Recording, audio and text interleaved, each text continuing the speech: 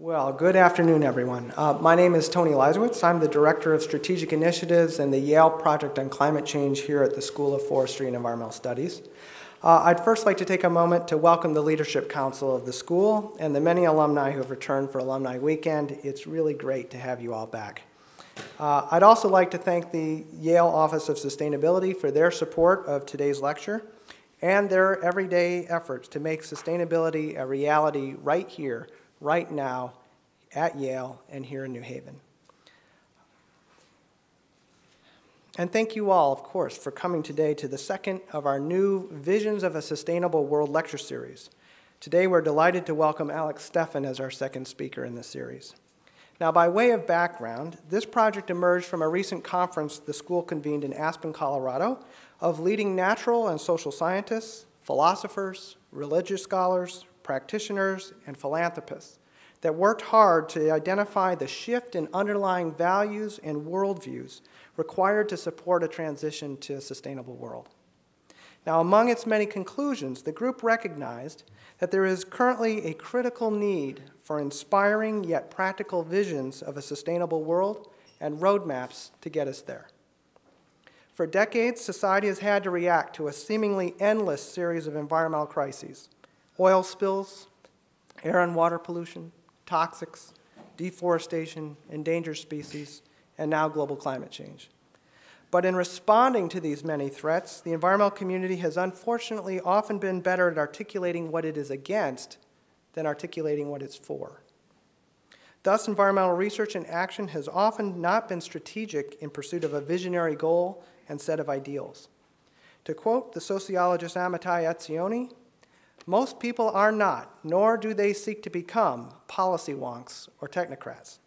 Most yearn for an overarching picture of what we are trying to achieve, one that provides a framework for placing specific ideas, assessing past accomplishments, and planning for the future. We seek a vision that inspires, compels, and gives meaning to our endeavors and sacrifices to life itself." It is now clear that the environmental crisis is global in scale, elongated in time, and interwoven with global trends far beyond the scope of conventional environmentalism. The environment can no longer be separated from issues like the current economic crisis, capital flows and globalization, advances in science, technology, and medicine, revolutions in communications and computing, mass urbanization and migrations, and changing lifestyles and levels of affluence around the world. It's growing clear that the world must make the transition to a sustainable, prosperous, and healthy planetary society, yet it is still very unclear to most of us what this sustainable future might look like or how to create it. In fact, confronted with the many problems of the world, it's very easy to become fatalistic, or worse, cynical about the future. Yet, to quote Henry Ford, "Those who think they can and those who think they can't are both right." In this context, this lecture series hopes to catalyze concrete visions of the economies, political systems, environments, values, and lifestyles of the sustainable world that does, in fact, lie within our reach. Today, we're delighted to welcome Stefan, founder of Worldchanging, a solutions-based online magazine and community devoted to envisioning a bright green future and finding, sharing, and tracking the emerging ideas, tools, and breakthroughs that are bringing it into reality today. Worldchanging was the 135th most cited blog in the world in July 2008. Wow. Nielsen rated it the second leading sustainability site in the world after treehugger.com. I'm sure you all are avid treehugger readers. While Time magazine named it one of the world's top 15 environmental websites. Alex is also the editor of the award-winning book, Worldchanging, a user's guide for the 21st century, which has received rave reviews from across the environmental community, including from former Vice President Al Gore, who said, "This book not only shows what is already possible, but also helps all of us imagine what might be, in our own homes, in our communities, and for the planet as a whole. Taken together, these solutions present a picture of a future that is not dark or catastrophic, but one that is full of hope and within our grasp." And with that, please join me in welcoming Stefan to Yale.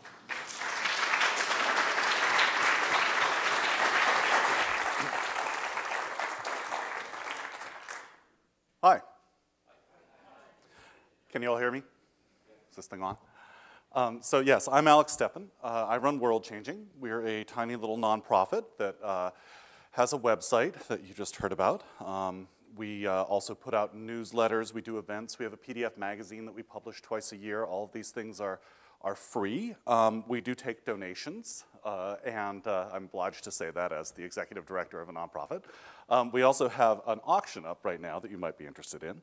But what I'm here to talk to you about today is really much more the deeper work that we do, which is about trying to envision solutions to the planet's most pressing problems.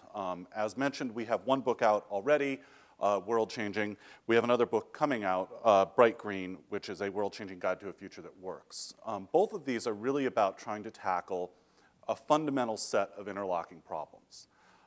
And luckily, this is a room full of people who are really smart, really well-informed, and know those problems. So I don't need to say much about them, but I will do a short, happy recap of the problems we face. This is fundamentally one of our greatest challenges, right? It's the future, right? We live on a very, very young planet, right? And all of these people have seen how you live, and they're interested in hearing more, right? If you look at the developing world as a whole, right, you'll see that younger people make up the majority of its citizens, and that many people are just beginning to enter their childbearing years, their years where they start to choose their professions, where they reach out for more affluence, right?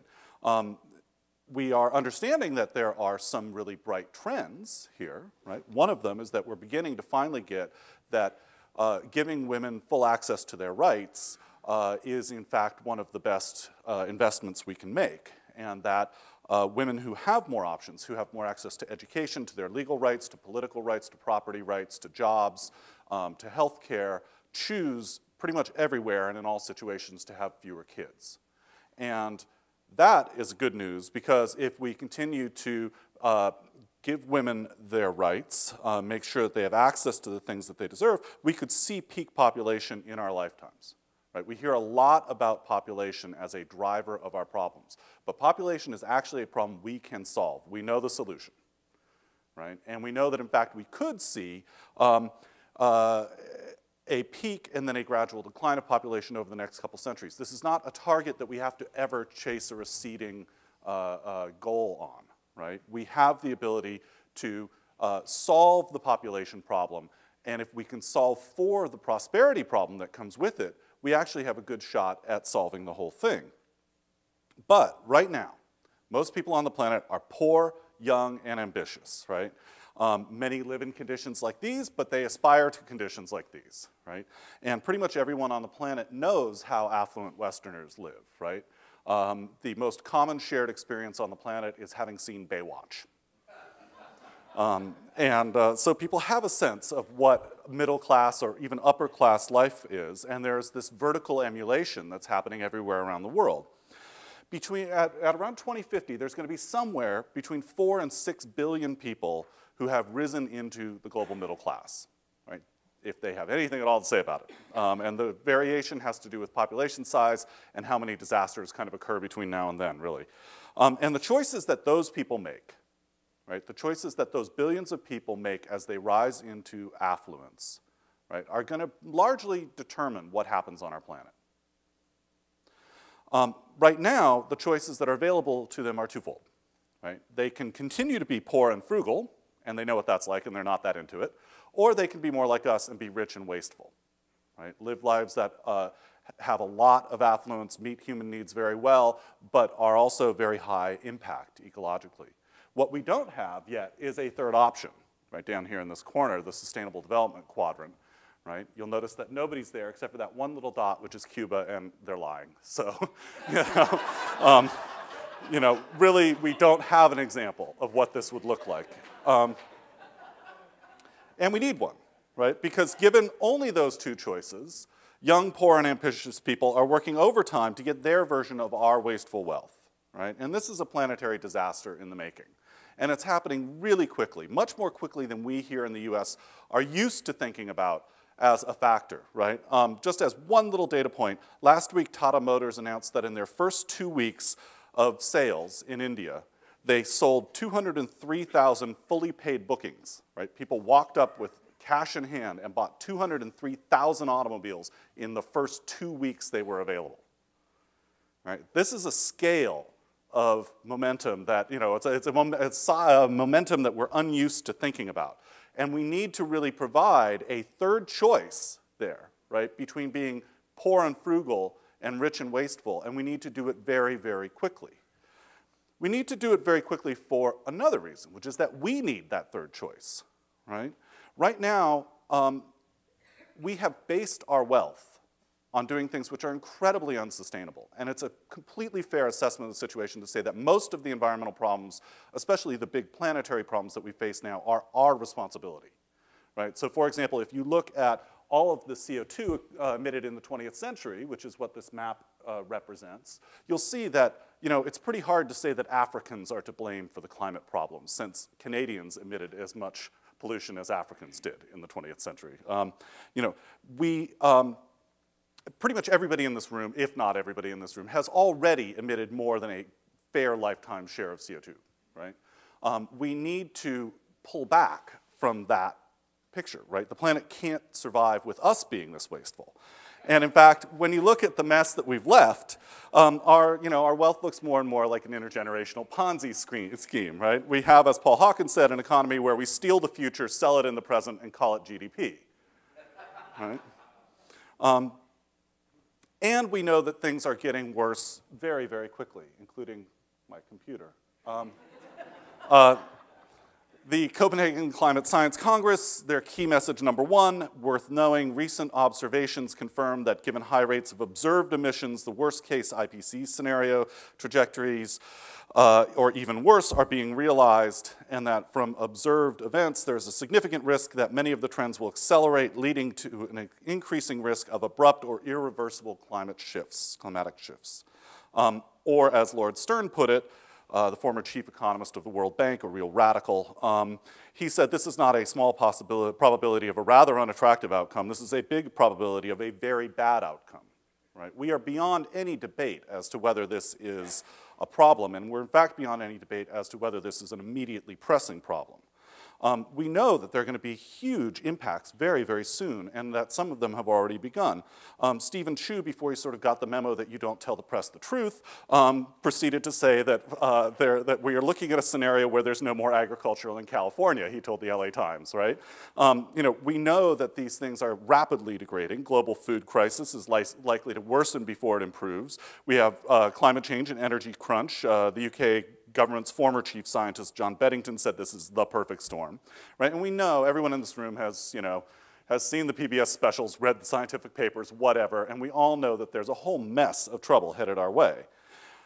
In addition, we're just beginning to get our hands around the extent to which we have undermined other aspects of our planetary ecosystem, right, of the biosphere, right? We're beginning to understand that the ecosystem services upon which we are utterly dependent, things like pollination and pest control and so forth, are being eroded at an incredibly rapid rate. The Deutsche Bank and the European Commission did a study finding that we are losing natural capital, right? We're losing the ability of those ecosystems to deliver those services at a rate that if we had to pay for it would be valued at between $2 and $5 trillion every year, right? That's a big deal. And we're starting to chip away at things we never even thought were problems until very recently, like the ability of the ocean to, of creatures in the ocean to calcify their shells. Right? Sounds like something really obscure, but basically it's the fundamental basis upon which life on Earth survives. And we are headed to a point where, as Australia's ARC Center put it, if CO2 levels in the atmosphere reach about 500 parts per million, we may put calcification out of business in the oceans, right? We may be on our way to shutting down the oceans. That's a pretty big deal. And of course, we're facing peak everything, right? Name a substance that comes out of the ground and it's almost certainly running out. Pretty much every mineral has a pretty dire timeline in terms of availability of virgin supply. We know that energy, except for coal, which we have way too much of, is running short. We even know that we're running short on topsoil in many places, right? We're facing a world of severe shortages. And failing to address these problems, we know is an economy killer, right? Things that we've thought of as externalities, as things we don't have to think about when we're thinking about the economy, are starting to become major sources of business cost, right? As it's been said, our planet is becoming uninsurable, which is why the huge reinsurance giants like Munich Re and Swiss Re and so forth are becoming huge allies in the fight against climate, because they're realizing if this thing really goes south, they're in big trouble. They're out of business, right? And since the costs of these things are also rising, right, the costs of the damages that we're doing, but also the costs of delay, if we wait too long, the needed transition will in fact become financially impossible, right? There's a point at which we can't actually make the jump. As Paul Krugman said, so can we afford to save the planet? Yes, we can. Now would be a very good time to get started. So, that leaves us at this fundamental situation, which is that most poor people do not have the resources or capacities to both bootstrap themselves out of poverty and simultaneously reinvent prosperity, right? That is not to say that there aren't billions of very smart, capable people who can, contribute to their own destiny in lots of different ways. But let's face it, the Yales, the Oxfords, the think tanks, the, policy houses, the big engineering companies, right, et cetera, et cetera, et cetera. These things are all in the developed world, pretty much. The vast majority of the world's capacity to think about big systemic problems is in the developed world. We have it, right? And we're also finding that we need to reinvent ourselves, right? We have become the brittle rich, right? We know that our way of life, while very affluent, is hanging by a thread, right? So really, fundamentally, it's our job to reinvent what rich means, and it's their job to get rich. And that's kind of the deal we need to strike here. How do we do that, though? How do we reinvent prosperity? Well, we need to basically start thinking about a prosperity, right, that goes way beyond anything that we have been thinking about as sustainable up to this point. Our debate about what's good enough has become completely surreal in light of known facts, right? What we need to be thinking about is climate neutrality. We need to be thinking about non-toxic ways of manufacturing and producing goods and doing agriculture. We need to be thinking about closed-loop uses of resources. And we need to be thinking about having an economy that functions in terms of ecological restoration rather than drawdown of ecosystem services. Now, all this sounds really out there, right? Especially when you kind of go to DC and you hear what people are talking about there, But the reality is this is what we need to do, and the planet isn't bargaining, right? The planet is not going into closed sessions to bargain with us, right? So we need to do this, and I actually think this is something we can do. And for the rest of my talk, I'm going to tell you about why I think this is something we can achieve, and we can achieve quickly. Much of it we can do in the next 20 years. I think we can have this model up and running in large parts of the US in about 20 years. I think that in another 40 years, we can have this model spreading all around the world. I think that we can, in fact, invent a prosperity which is both sustainable and just, which can be spread around the world as well. I think that we can have a future that's both bright and green. And the fundamental thing that we need to understand about how we do that is that in the 21st century, using more does not mean having more, and using less does not mean having less, right? We are so tied to an industrial era model of thinking about wealth, right, that we assume that if you're using more stuff, you must be better off, right? And we also assume that if anybody asks you to use less stuff, right, that they're trying to take something away from you. Right? But we know already that there is not a direct connection between the amount of stuff in something and its worth, right? So we don't price oil paintings by the number of tubes of oil it took to paint them, right?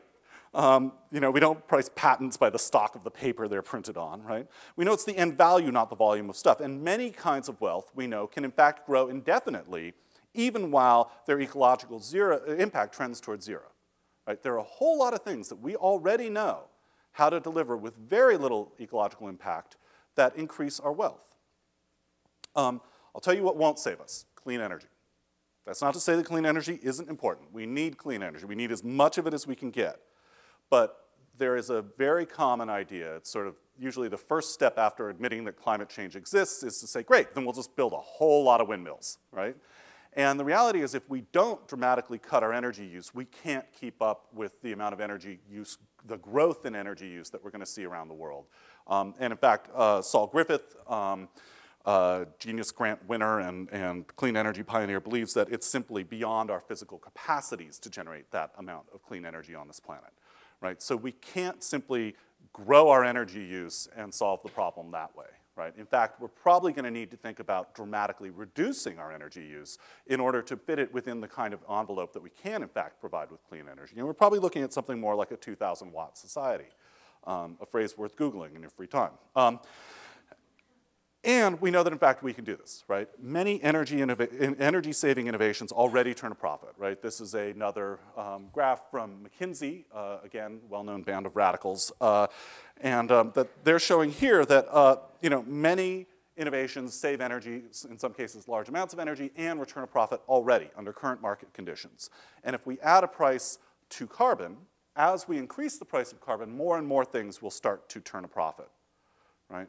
This is why it's important to price carbon, right? To implement a cap-and-trade system or a cap-and-dividend system or a carbon tax or whatever. We could have that argument for the rest of the day.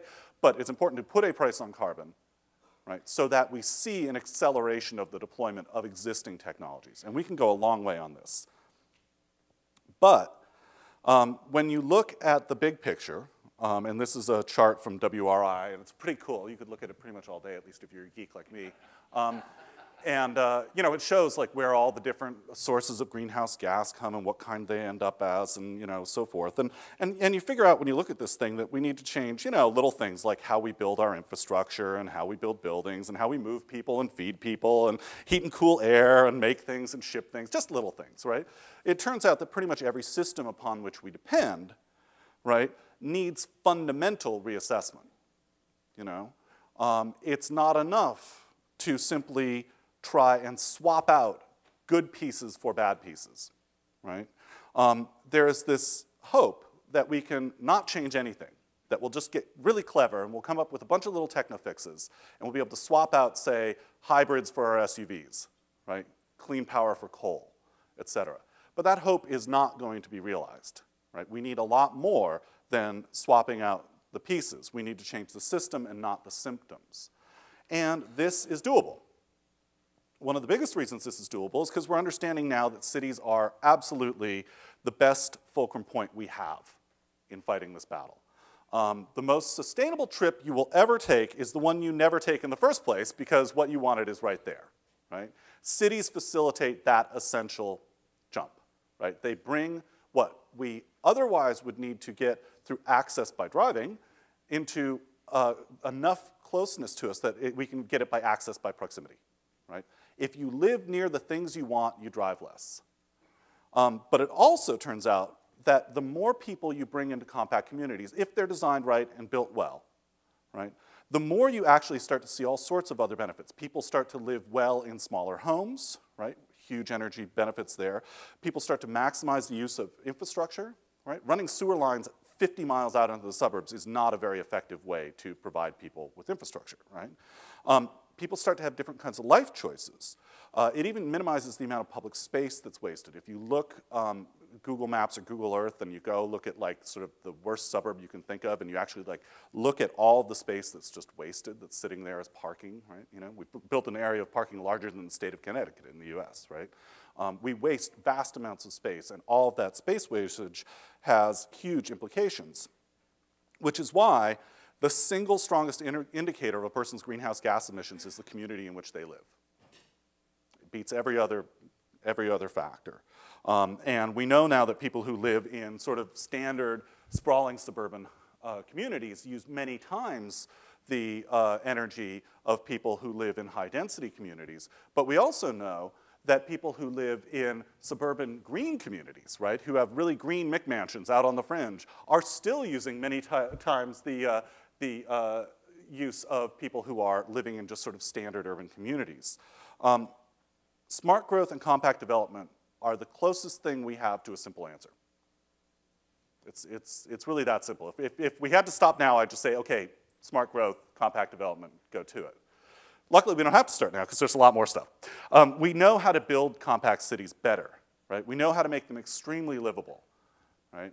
There was a time where the very idea of a city, drew scorn and all sorts of bad associations. That time has passed. In fact, a majority of Americans now say that they want to live in what's called walkable urbanism in the real estate breakdown, right? They want to live in walkable communities, and this is especially true for younger Americans, right? People don't have to be sold on the idea of living in compact communities. They want it. And this is actually reflected in real estate prices. If you look at where real estate prices took the biggest dive during the bust, it's way out in sprawling communities. If you look at where they held their greatest value, it's in older compact communities with nice homes. And we're getting better at figuring out how to fix the gaps in compact communities, how to bring new ideas in so that we have infill housing and adaptive reuse, right? So we take what's there and make it good. This is just a really cool design, I think, by Daisuke and Jan for what you could do with gaps in between buildings with new technologies, right? And if you push the densities high enough, you start to get to what Vancouver calls eco-density, which is a kind of high-quality, extremely compact development that actually gets people out of cars by improving their lives. Right? And Vancouver has done what 20 years ago we were told was impossible, which is build cities in such a way that you get North Americans to stop driving. Right? They've done this in the last 20 years. They've actually managed to reduce the number of vehicle miles traveled by the average Vancouverite, I guess, to reduce the number of cars that are owned, to increase the amount of time that people spend walking, and to reduce the overall per capita energy use. I mean, it's a pretty nice record of achievement. And you don't have to think that we're going to end up in a biker's utopia to realize that driving less makes you money. Portland, Oregon, right, where you have very good combination of planning, of public transportation, especially light rail, and lots of emphasis on biking and walkability. Portlanders save $2.6 billion every year. That's about 3% of the Portland region's annual economic output in spending on cars and fuels because they own fewer cars and drive 20% fewer miles than other residents. Right? That's just on cars and fuel. They're saving $2.6 billion a year through better planning, essentially. Right? And that's just the tip of the iceberg, because in fact, cars cost a lot more than just the fuel that goes into them or the cost of buying it in the first place, right? The infrastructure is incredibly expensive, and there are all sorts of indirect costs in terms of roads and healthcare and pollution. In fact, the healthcare costs alone of auto-dependent suburbs are really staggering. There was a time not that long ago when people associated suburban living with health, right? Well, I would live in the city, except for that I've got kids and I want them to be healthy. Well, it turns out that actually living in the suburbs is a really good way to predict early death. There's, first of all, the risk of car accidents, which is not minimal. 42,000 Americans a year get killed in car accidents. The majority of younger drivers who get killed in car accidents live in the suburbs. Air quality in outer ring suburbs is now often worse than that in central cities. There's more lifestyle illness. There's a direct correlation between the amount of time you spend in cars and the more you weigh and the higher your blood pressure is. In fact, Alan Durning of the Sightline Institute makes the argument that walking or biking to work will actually save you time, even if it takes a few more minutes, because of the life you get back, the life expectancy you get back at the end. There's also, of course, social isolation, which is something that we're really beginning to understand has a massive cost, right? That people, especially as they age, the number of friends and families and confidants that they have that's a pretty good predictor of whether or not they're going to stay healthy, right? So people who are living in highly isolated places are more at risk. And there are several studies that suggest that the additional health costs of sprawl may be as much as 20% of the total healthcare costs in the US. Right? The burden that sprawl places on our healthcare system may be a fifth of the total amount of money that we're spending. And it goes on from there. What about affordability? One of the arguments you're always hearing, right, about sprawl is that, well, maybe it's not ideal, but we need this because people need a cheap place to live, right? We have even a phrase for it, drive until you qualify, right? But it turns out that when you look at the numbers, when you add all the factors that go into affordability, which isn't just how much your house costs, it's how much it costs to live there, right? How much do you spend in transportation? How much do you spend in other costs? Well, when you add those things together, actually compact community is far cheaper for most people, for most income levels. And this is a nice little engine you can use. It's the Housing and Transportation Affordability Index. You can do this where you live. You can try this at home. And it will show you, basically, that where you live, it's true almost everywhere, more compact communities are more affordable. And in fact, we're even learning how to revitalize kinds of suburbs that have been in long decline. There's a whole bunch of older post-World War II suburbs that we call the inner ring. Right? This is about it's where 52 million Americans live. About a fifth of all Americans live in these older communities. Right? They're the communities most of us drive through, since they now tend to be very working class, if not actually poor. But these are communities that are right now having a very hard time. Right? They don't have the tax base to solve their problems. They've got aging infrastructure, aging housing stock. Right? This is the source of many of our future problems right here. But it turns out that, in fact, there's a way to fix it. First way is that there's this increasing force in many regional politics about metropolitan coalitions, right? Central cities and inner ring suburbs that band together to fight for regional solutions that in fact benefit more people, right? Because right now the game's rigged. It's rigged in favor of sprawl and outer ring suburbs. So right there's an emerging political force. But we're also beginning to understand that you can retrofit inner ring suburbs, if not my computer, that you can you can actually bring the density of inner ring suburbs up. You can redo the infrastructure. There's all sorts of great new solutions. And when you get density up just a little bit, right, just about 10 units per acre, as the planners judge these things, most communities become transit supportive.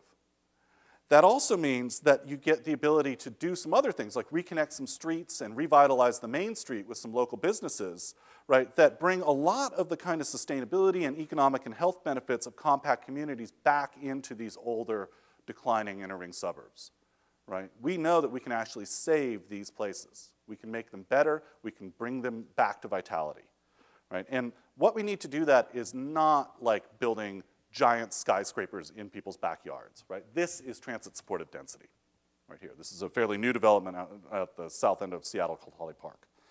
Well, we don't have the foggiest idea what to do is how to fix sort of McMansion, outer ring, new suburbs. They're unsustainable now. I at least don't know of any, they're already in oversupply, right? We have more large lot single-family homes than people want. Truth. And nobody has any idea how in any kind of cost-effective way to turn these communities into livable communities, and they're far too expensive to bulldoze, right? So we just don't know what to do, right? But there's lots of it sitting out there rotting right now. Which is why I think that Bruce Sterling's probably right, that if you are, a young, creative, adventuresome type, the ruins of the unsustainable are the 21st century's frontier, The crazy gentrifiers of the future are going to figure out what to do with those. All of this sometimes runs into a barrier, that we tend to think of cities as being slow to change, right? We tend to think of things like buildings and neighborhoods as things that they just don't change very quickly, right?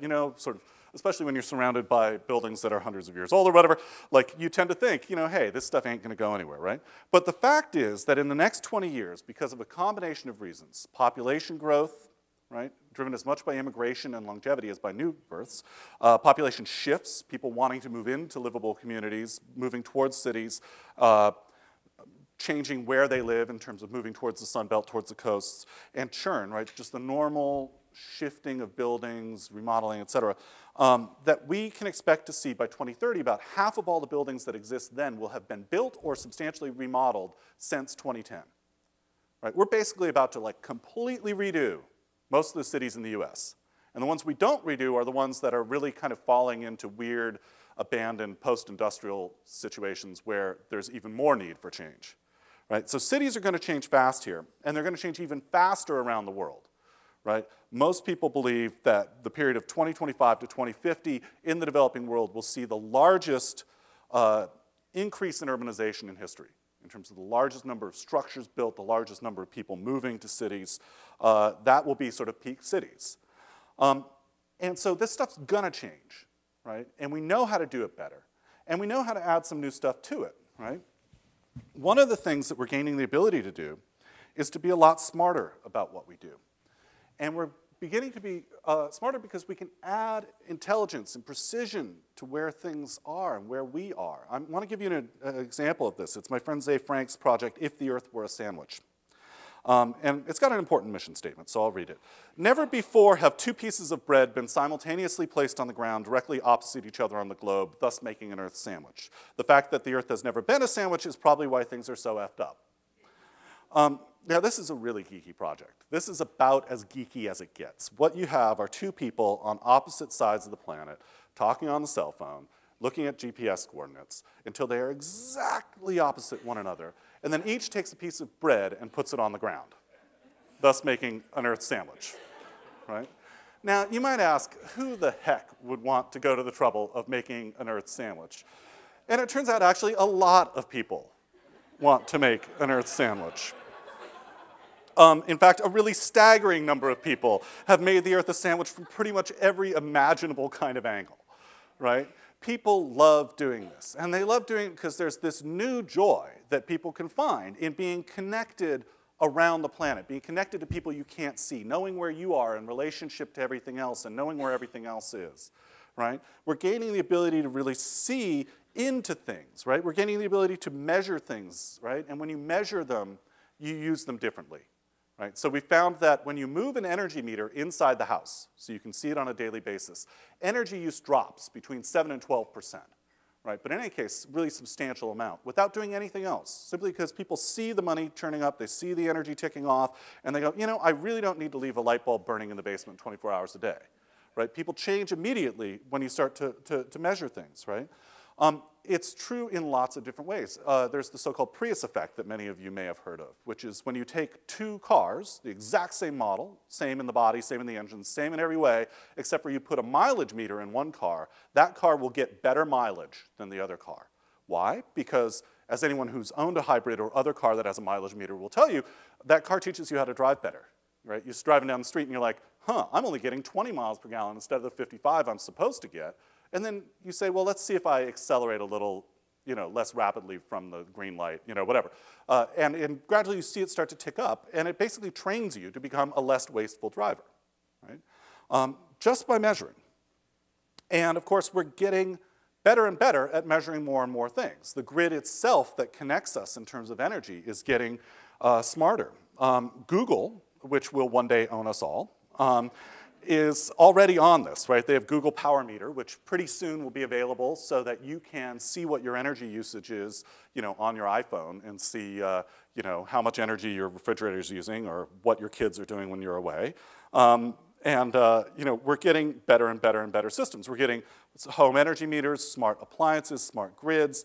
We're starting to get the ability to hook distributed energy into the system much more efficiently, right? And this is especially true with things like energy mortgages, right? Where a city covers your cost for building, like, you know, putting a bunch of solar panels on your roof, say, and you pay it back in your property taxes, but at a rate that's less than the amount of money you're saving on your energy bill. Right, so you make money every year. The city gets more energy supply in the city and helps meet its needs while paying itself back, right? And everyone sort of benefits, right? Or with net metering, where utilities are required to take back any extra energy you generate, any surplus energy, right? You can help pay down the cost, right? So if the sun's really going full blast and you have a bunch of solar panels there, your energy meter will run in reverse, right? That's a pretty cool thing. Also, electric cars, which are inherently more efficient, just mechanically. They're about 4 times more efficient than an internal combustion engine. They're also really Jetsonian if they're like this. I really love this. This is you know, the Aptera, which is only for sale in California yet, but as soon as it's for sale in Washington, I plan to own one. And you know, the big problem with electric cars has always been the range, right? That you can't really, the batteries aren't good enough, you can't carry enough batteries to like drive across the country in one.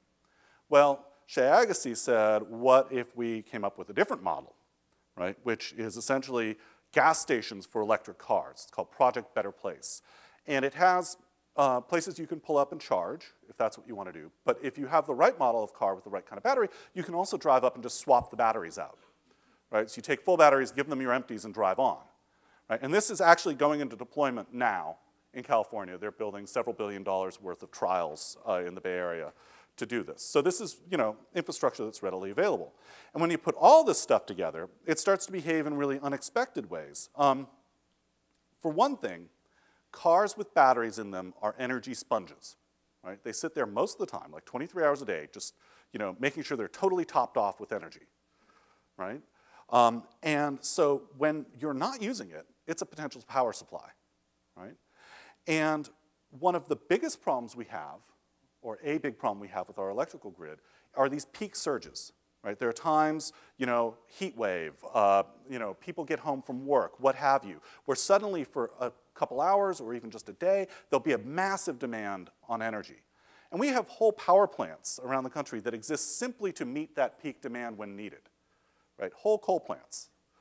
If you can shave off that peak demand, that's a little chart up there, which isn't very legible. But if you can shave that off, right, if you can reduce that peak demand, you in fact greatly reduce the amount of energy that we need to spend to provide energy for everybody, right? This also has another benefit though, right? If you have energy sponges sitting around that know, they're really smart, they know when energy's cheap, they know when they're gonna be used, et cetera, you can program them, to always be full at, 9 a.m. when you're gonna drive to work, whatever, right? It also makes the problem of intermittency that we've heard about with clean energy go away. Because right now, we only have power when the wind blows for wind power. We only have power when the sun shines for solar power, et cetera, right? When there's high tides, tidal power works better. Right now, if there's extra energy and people don't need it, it just goes to waste, right? And then when we do need it and it's not there, it's a problem. But if you have a system of millions of batteries connected to one another, right, and millions of appliances that are smart and know when to charge up if they're batteries or when to go into action if they're, if they are appliances, as soon as we get big surges of clean energy, we can use that and harness it, right? And when the energy dips off, we have reserve. We've already taken care of a lot of our business. It's a very, very good trade-off. And luckily, there are billions of dollars in the stimulus bill, I think 10 billion to study this. So there's some good stuff happening. There's also another benefit, which I could go off on for a while because I've been writing a lot about it recently, but I'm not going to. I'm going to spare you this. Smart grids, like a lot of sustainability innovations, also make us more resilient. It's something we don't talk very much about because it's kind of not very good dinner conversation. But our current society is really brittle, right? There are lots of ways to break it, right? We can break it unintentionally all the time, right? Power blackouts, a cheap little part in some, power line in the Midwest goes down and suddenly everyone in New York has no power, right? Terrorist attacks, public health problems, weather disasters, what have you, right? There's lots and lots of potential problems out there that can make our lives miserable. If we rely on a few, concentrated, hierarchical, centralized systems to run everything, we are incredibly vulnerable to disruptions of those systems. The more that we're able to bring distributed parts together in an intelligent way, the safer we get. It's a benefit that's worth remembering.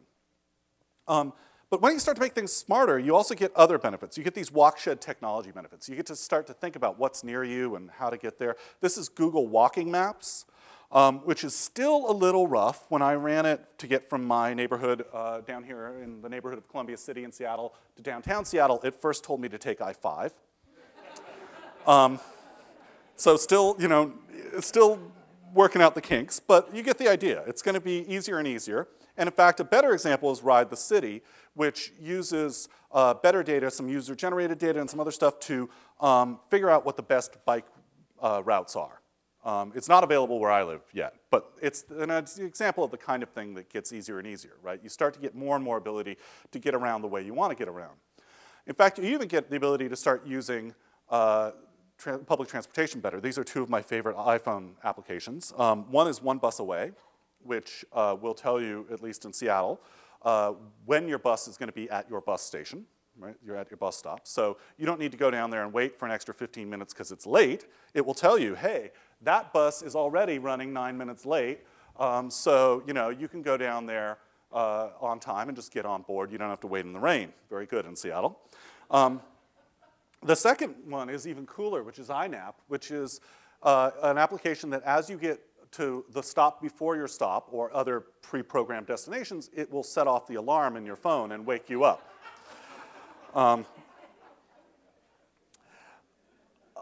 Another part of this is that these solutions start to loop, right? A lot of things are only garbage when the person who wants them can't find them, right? when you add innovative services to this stuff, right, to living close together and having lots of intelligence about what's going on, you get the ability to do new things. This is a screen capture from the site Garbage Scout, which will tell you that there's a pair of used underpants on Bedford Avenue in Brooklyn, left a mere 15 hours before. This business model has not turned out necessarily to be the success they hoped, but nonetheless, there are lots of really great things to do. And one of them is that when you know where things are and who has them, it gets easier to share them. Who here is familiar with car sharing? Okay, so I don't need to go too far into it. I'll just say that one of the really great things about it is that just like a decade ago, you had to be a real crunchy, chewy hippie to want a car share, right? Because you had to fill out a form and send it in by mail and be like, I'd like to use the car on Saturday if Moon Unit doesn't need it, I mean, it was really not very easy, right? Now, you can walk down the street, flip open your cell phone, open a browser, make a reservation, walk up to the nearest car that you've just reserved, use your swipe card, get in, and drive away. It doesn't get much more convenient than that. In fact, in many neighborhoods, it's a lot more convenient than owning your own car. And as it turns out, people who share cars get rid of their cars. In London, they found that it's about 6 to 1. Every time there's a new car share car, about 6 people get rid of a car. Other studies in denser urban environments, and especially in more American contexts, have found that it may be as many as 20 to 1, right? That there may be as many as 20 people who get rid of a car every time a car is made available to share, right? Now, the thing that we often forget about cars is that a huge portion of the ecological burden of the car has nothing to do with driving it, right? It's the energy it took to make the car. It's the energy it took to deliver the car to you, to sell it at the dealership, to maintain it, right? To have a parking space for it, right? 20 parking spaces take a lot of energy and a lot of materials. It's the energy it takes to get rid of it when it's done, et cetera. I mean, I could go on. There's lots of hidden costs in owning a car. When you share that car, you share those costs. We don't tend to think of it that way, but if a car has X amount of impact and 20 people share it, rather than having 20 cars, you don't get 20X impact, right? You get X divided by 20 impact, right?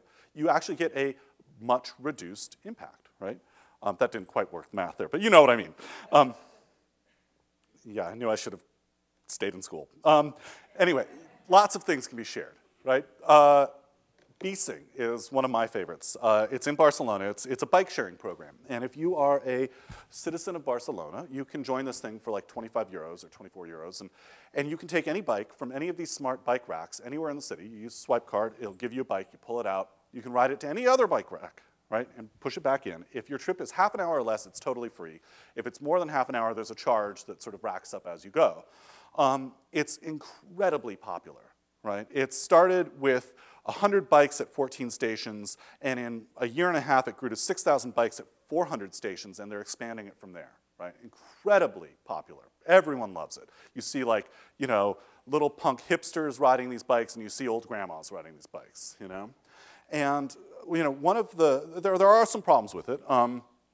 They found, for example, that people like to ride the bikes downhill. So they ended up needing to buy a fleet of trucks to take bikes back up to the highest hills. But by and large, it works beautifully, right? And it makes access to other modes of transit really easy, right? It means you can jump off a train in Barcelona, and if there's a beasing station there, you can just jump right on a bike and ride to where you want to go, where there's another beasing station, jump off, and you're there, right? I mean, there's no muss, no fuss. You don't have to take your bike on the subway, et cetera. And lots of things can be shared. Who here owns a power drill? Okay, about normal. Well, the average power drill gets used for between 6 and 20 minutes in its entire lifetime. I know that mine hasn't been used much. And we've made millions of power drills. In fact, I've been assured we've made on the planet hundreds of millions of power drills. And what we want is really not the drill, right? I'll make myself the test case here, right? I bought a drill because I had some paintings I wanted to hang. And I needed to make a hole in the wall so I could sink a thing in there to hang the thing off, right? You can tell I'm really handy, right? But so I needed a drill just to make some holes, basically. And now that drill is going to sit in my basement holding down a shelf, for the rest of my life, probably, right? That's not a good ecological bargain, right? Especially when there are lots of other ways to get the hole in your wall, right? There are lots of people, there are tool sharing libraries, right, in community centers and libraries. There are tool sharing services. There are people now who you can order the tool, they'll bring it by your house, drop it off, and come pick it up, and it's still a small fraction of the cost of buying your own, right? Not to mention that you then are sharing that powered tool with however many other people, and thus sharing the ecological cost, right? And this stuff doesn't have to be low status, right? It doesn't have to be boring things.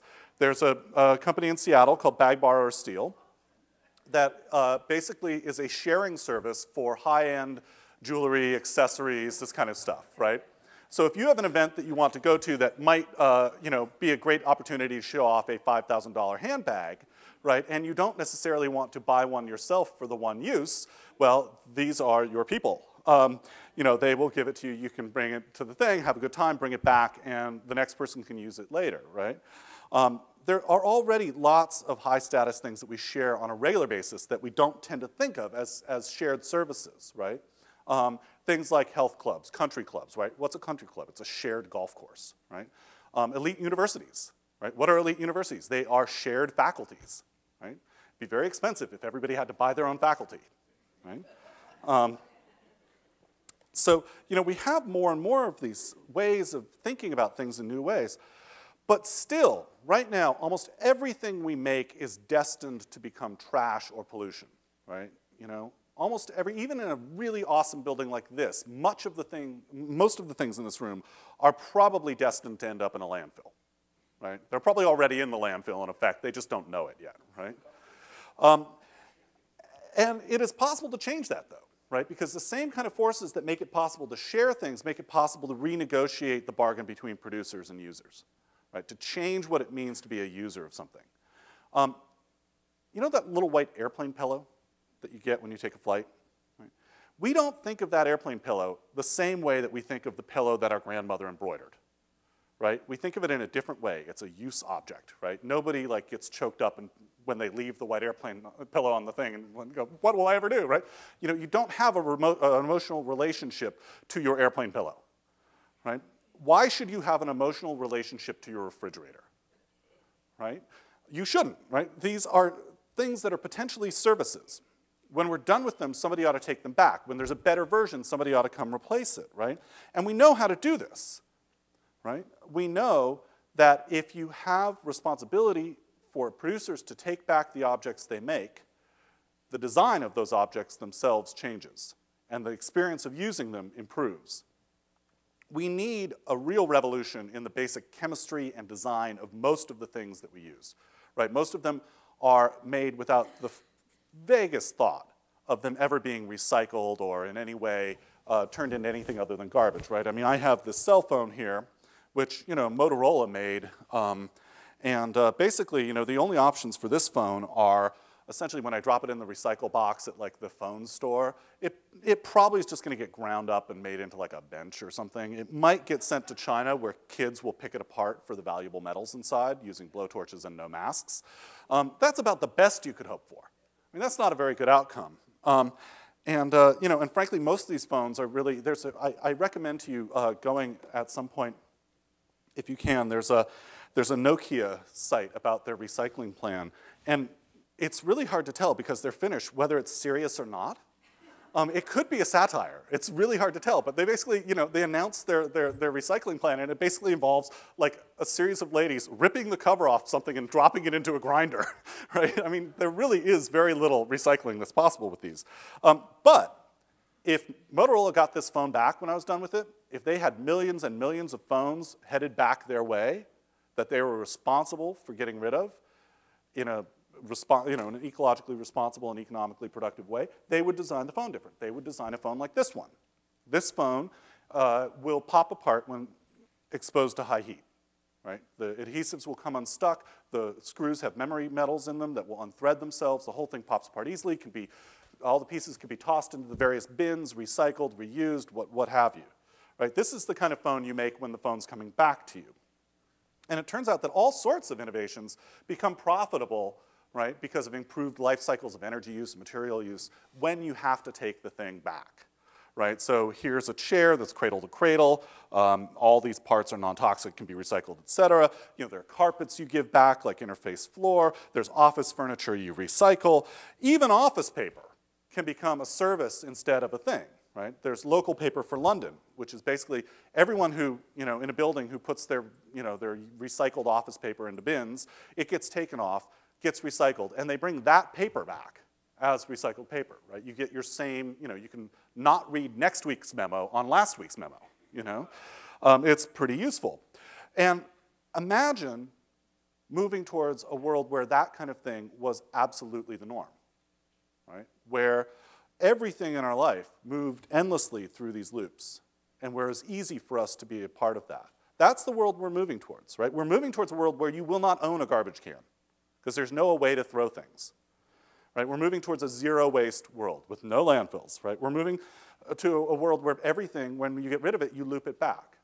You know, this is not only possible, this is stuff that people are doing.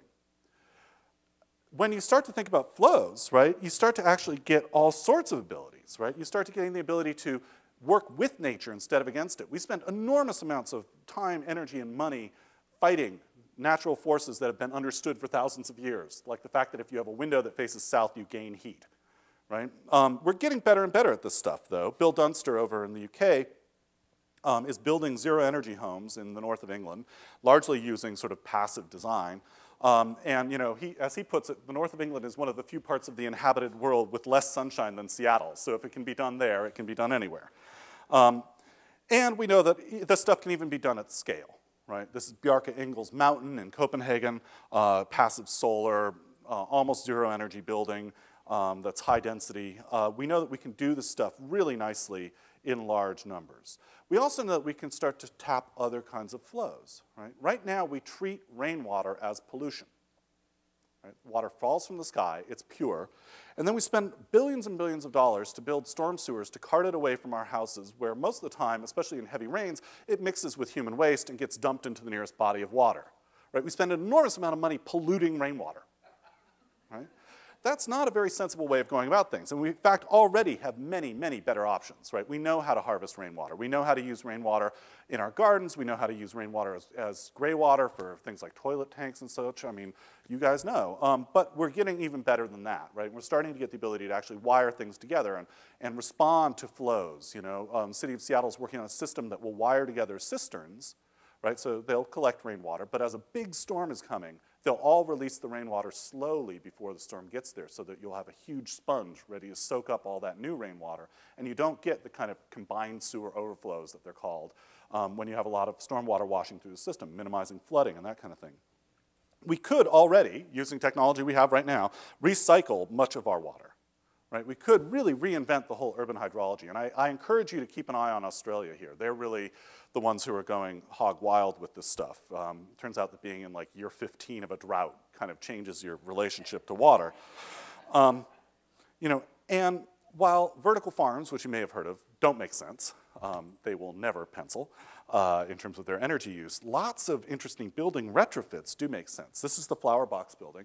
And what they did, I don't know if you can see it very well, but what they did is they took flower boxes and mounted them on the exterior of the building, giving shading during the summer for those windows, but also giving area that the people above can grow things in.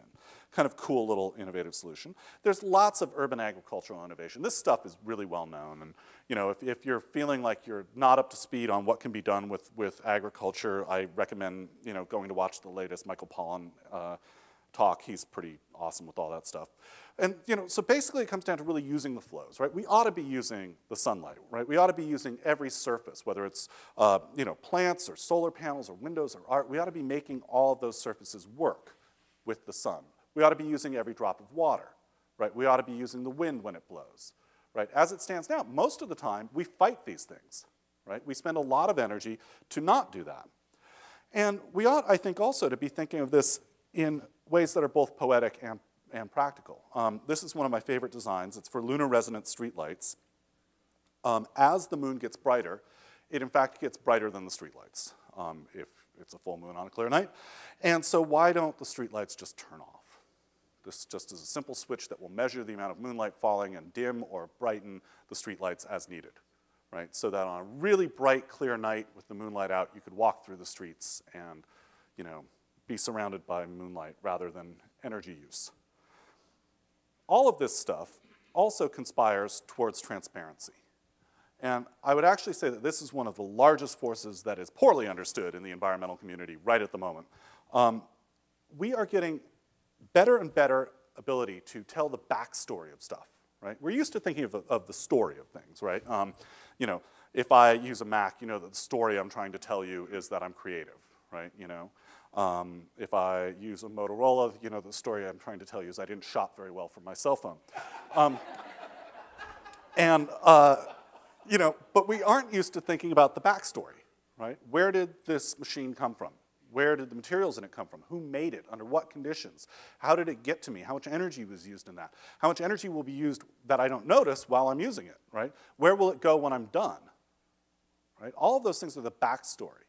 And if the 20th century was all about selling you the story, increasingly the 21st century is all about telling you the backstory, right? And in many cases, right, there are simple and true backstories behind objects that are great marketing material, right? So this is the wrapper for a Green and Black's chocolate bar, telling you basically where it came from, what's in it, and where it's going, because pretty simple, straightforward, good backstory, right? This is good stuff that came from nice people, and you're doing a good thing by eating it.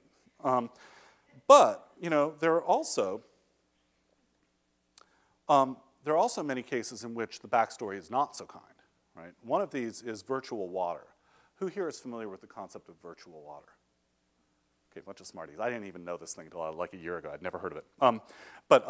Basically, you know, much of the harm that we do happens outside of our direct usage, right? So there's energy embedded in this, you know, laptop. We never see the energy used. It was used when it was made, right? When it was made, we don't see that. There's also water embedded in almost everything, right? It takes water to grow things, it takes water to mine things, it takes water to manufacture them, right? So in effect, there's water embedded in this laptop as well, but we don't see it. Right now, there are a great many things that get sent from the driest, poorest parts of the world to the wettest, richest parts of the world that have huge amounts of water embedded in them, right? So for example, a steak from Argentina, one 300-gram steak takes 4,500 liters of water to produce before it comes to us. We never get, you know, pallets of 4,500 liters of water delivered along with the steak, so we tend not to think about it, right? But if, in fact, this stuff is revealed, you start to realize that there's all sorts of things that we're involved with that aren't very savory, right? That are really wasteful and not that good. And we're gaining more and more ability to figure this stuff out on the fly. It's already true that if you have a cell phone, you can take a picture and send it to one of various sites. I like Watson. It's a site started again by Saul Griffith. You know, find out what's behind that product. Right, it'll tell you, you know, the refrigerator will tell you the consumption facts. It'll tell you what metals are in it, how much energy use was made. Increasingly, there are sites that will even tell you the labor backstory of things, right? So this was made in that plant in China, which has a bad record for human rights, right? We're gaining the ability to figure out more and more, like what actually happened in this screen, like not screens in general, but in, well, apparently not on that screen either. But, you know, what happened in a specific object. You know? And we're gaining the ability to test those assumptions also against global standards, like the Amy standard, right? So you know that that what people are telling you in sort of this crowdsourcing way is actually, you can judge it against sort of more absolute well-known standards. And all of this is giving us more and more inclination to judge what's good and bad. This is a photo from the site FUH2, a very popular site that is all about pictures of people flipping off Hummers. Thousands of people flipping off Hummers. And the reason why, beyond the fact that this is kind of cute, the reason why this is important is because more and more and more it is socially acceptable, and it is indeed ethically imperative, many people believe, to call oneself and others out on wasteful, destructive behavior. And this is just going to accelerate, because we've just seen the tip of the iceberg about how transparent things are about to get, right? There is, as technology spreads, as social practices spread, right, we gain more and more ability to see behind the curtain, right? So when Tony Blair in his last election said, no press interviews, I'm going to go talk to the people, right? The Guardian said, well, screw that. If you see Tony Blair, take a picture. If you hear him, record him, right? If you know where he is, send an email. It was the Blair Watch Project, right? And they basically got constant coverage of Tony Blair for that entire campaign, right? This is pretty easy to do. Another site that I would commend to your attention is exxonsecrets.org. The next time that you hear some blowhard telling you that climate change isn't real, go find out how Exxon paid him. And this site will pretty much tell you. There are a handful of independent blowhards, but most of them are on the payroll. You know, it is increasingly possible to pull back the curtain on almost anything.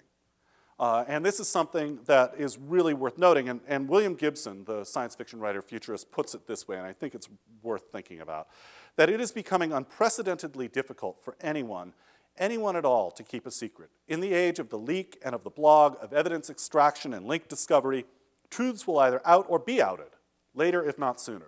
This is something I would bring to the attention of every diplomat, politician, and corporate leader.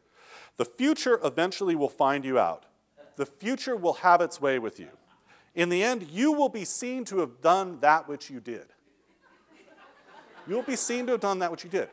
For much of human history, people have relied on not being seen to have done that which they actually did. That's changing, and it's changing quickly, and it's changing by people who are putting their lives on the line to do it. And it's changing by people who are getting really creative, right, about showing people what this stuff means. Future sea level rise. A bunch of art students in San Francisco ran around San Francisco and said, if the sea rises, you know, 3 meters, here's where it's going to be. And basically showed everyone what's going to be underwater if, you know, we lose part of Greenland. Evan and Hansen's Nuage Vert, which shone a laser, shined, whatever, I don't know what the English is for that. I only work with words. Anyway, this is a coal-fired power plant. Every time it goes on, the laser goes on and shines up the stuff that's coming out. So people can see in real time, you know, the emissions that are happening there. You know, the Dutch, as always, masters of understatement. If the water reached this level, we would not need the bridge. Drive on, maybe we will achieve this. You know, and we're seeing lots and lots of ways for people to tell new stories, for people to connect. This is the community wiki in the neighborhood that I live in.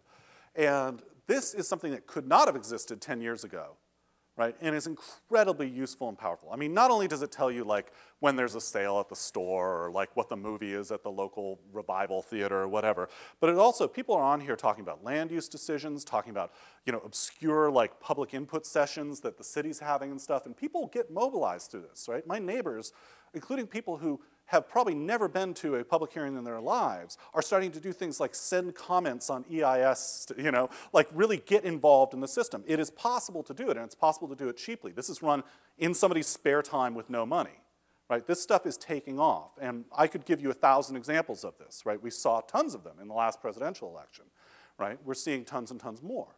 But the fact basically remains the same, that there are lots of ways to do this, right?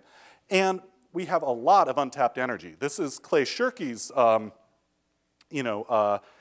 calculation, which is that it takes 100 million mental hours to build a Wikipedia, right? So that's a Wikipedia's worth of attention. That's 5 days of the amount of time that people spend playing World of Warcraft, right? We have plenty of extra attention cycles and plenty of people who are looking to get involved. And this stuff is just going to take off. There's one piece of this, though, that I think is really something that we all need to think more about that we haven't got the answers to.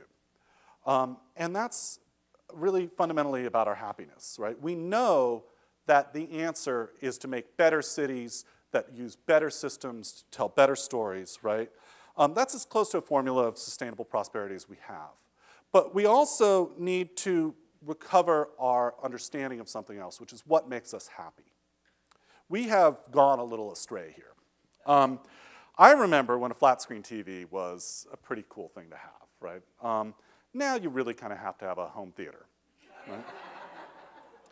I remember when somebody who flew in first class was really, you know, they were pretty much making it. Now you pretty much have to have a private jet, right, if you're anyone. Really, if you're anyone, you have a flying private home theater. No joke. You know, more and more, we have been dumbed down by the stuff we have, right? We've been marketed to and branded and, sort of spun in every possible direction until we've forgotten the relationship between prosperity and enjoyment, right? We are much wealthier than we were 30 years ago, but we're also demonstrably less happy, right? People know fewer people, right? They report that they have fewer people they could tell a major issue to. In fact, I was just hearing on the radio that it's something like 1/5 of all Americans don't feel they have anyone they could tell a major crisis to. Like, that's pretty awful, right? We have more lifestyle stress than we had, right? We have higher levels of depression, right? We have more and more people responding that they think the best days of their nation, of their community, or of their family are behind them, right? That the future is going to be grimmer, right? We're destroying the earth to get the prosperity we have, and that's the result we have, right? I mean, Homer Simpson could do better, right? We need to reclaim a different understanding of things, right? We know what makes us happy, right? And it certainly does involve a certain degree of material prosperity and security, but it also really is much more about the experiences we have, the relationships we have, the quality of the lives we have, the degree to which we feel there's meaning in our work, And if we triumph simply for ourselves and simply in greedy materialistic ways, right, rather than in smart materialistic ways, those triumphs are going to turn to dust in our hands, I would argue that they already are. I would argue that it's a pretty easy sell to say that America's in some serious decline right now, and that this is the primary cause of it, right? But that's not our only choice. We could do better. We can do different, right? We could, in fact, decide that we're going to change what it means to be wealthy, improve the quality of our lives, live happier lives, right, and leave a legacy of having saved the earth. That seems to me to be a pretty good bargain, a much better bargain to make. And, we aren't going to make that bargain unless lots of people get out there and start, saying the emperor has no clothes on and we can do better. So, I'll just leave you with the thought that, as Paul Hawkins said, you are brilliant and the earth is hiring, and ask you to keep up the good work. Thank you very much.